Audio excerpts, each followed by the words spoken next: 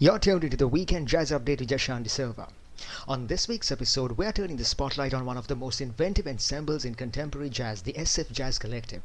Since its founding in 2004 by SFJAZZ Executive Director Randall Klein, this rotating ensemble of top-tier musicians has been rewriting the rules of jazz. Each season, the collective honors a jazz master, from John Coltrane and Thelonious Monk to Herbie Hancock, Wayne Shorter, Horace Silver, Stevie Wonder, Chick Corea and Miles Davis, while also performing original compositions by its members. What sets this group apart? It's their seamless fusion of tradition and innovation. Their music is a conversation across time.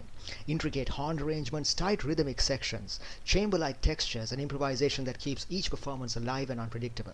Over the years, the lineup has included luminaries like Joshua Redman, Miguel Zenon, Joe Lovano, Eric Harland, Rennie Rosnes, Avishai Cohen, and Edward Simon, each musician bringing a distinct voice to a collective sound that's bigger than the sum of its parts. Their discography is a treasure trove: live recordings at the SF Jazz Center, festival performances worldwide, and albums that reinterpret jazz classics while introducing bold original work.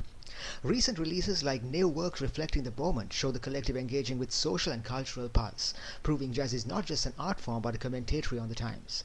For nearly 2 decades, the SFJAZZ Collective has inspired both audiences and fellow musicians, redefining what a modern jazz ensemble can be.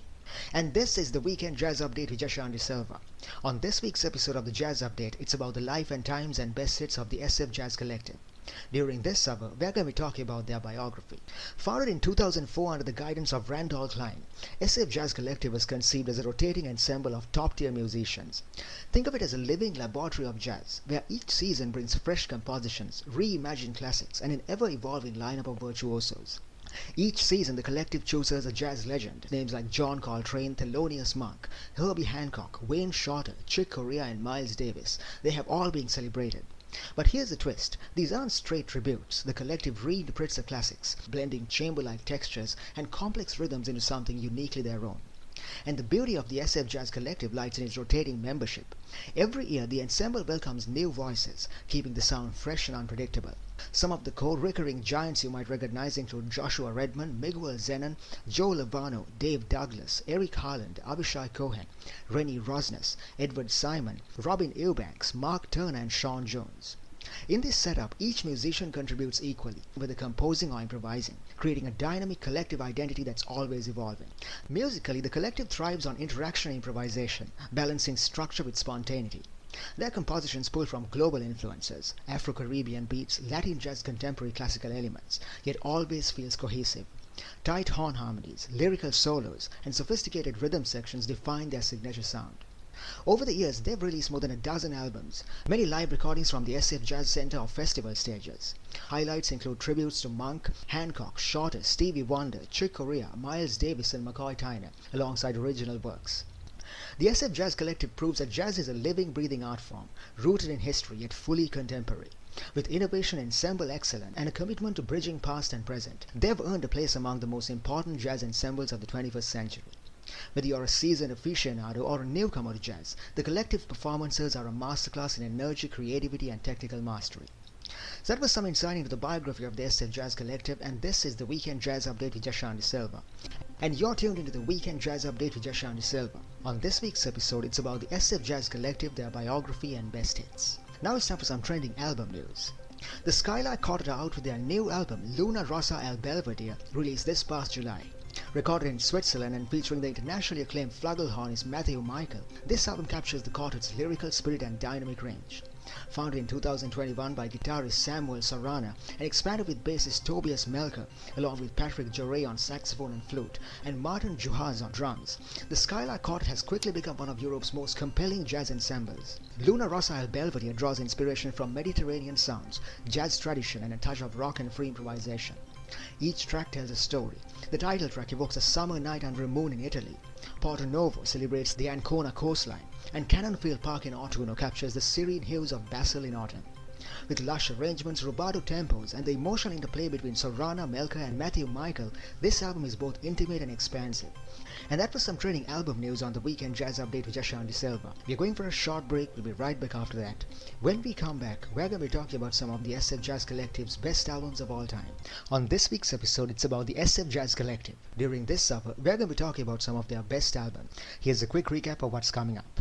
Starting with their 2004 debut Inaugural Season Live. Here, the ensemble boldly reimagines Ornette Coleman's masterpieces while introducing originals from Redman, Zenon and Rosnes. Highlights like Redman's Rise and Fall and Zenon's Lingala set the tone for a group unafraid to mix free expression with structured ensemble interplay. Blade's drumming simply masterful. Next, 2005's live originals and the music of John Coltrane elevates the ensemble's spiritual depth. The collective deconstructs Coltrane's classics like Naima, transforming it into an ethereal meditation, while new originals like Rosnes' Mirror Image show a group finding its modern harmonic voice. Fast forward to 2006 live, the music of Herbie Hancock, rhythmically sharp, harmonically lush, and full of energy. Stefan Harris on vibes adds shimmer, while originals like Zenon's Lingala 3 continue the Afro-Latin exploration. Finally, 2007's live, the music of Thelonious Monk demonstrates the collective at full creative maturity. Their reworkings of Brilliant Corners and Round Midnight balance reverence with modern invention, while originals like Harlan's The Ear of the Goat echo Monk's rhythmic daring. From Coleman to Monk, these 4 albums capture a fearless ensemble shape in the 21st century jazz landscape. In this hour, we are going to be talking about some of their best albums. The SFJAZZ Collective are a San Francisco-based powerhouse ensemble that has over the past 2 decades redefined what the jazz collective can be. 8 top-tier musicians, a rotating lineup each year, a mission to write new compositions and reinterpret the masters. It's jazz reimagined. And we are starting right at the beginning with their debut album Inaugural Season Live 2004, originals and the music of Ornette Coleman. So picture this: Joshua Redman, Miguel Zenon, Nicholas Payton, Bobby Hutcherson, Rennie Rosnes, Josh Roseman, Robert Hurst and Brian Blade, a lineup that reads like a jazz hall of fame. And in 2004, they came together not just to perform but to launch a concept, a laboratory of fearless creativity. On this album, Ornette Coleman's melodies like Una My Bonita and Peace are honored but also transformed. Angular horn harmonies, shifting grooves, rhythmic textures, the collective didn't just play the tunes, they sculpted them anew.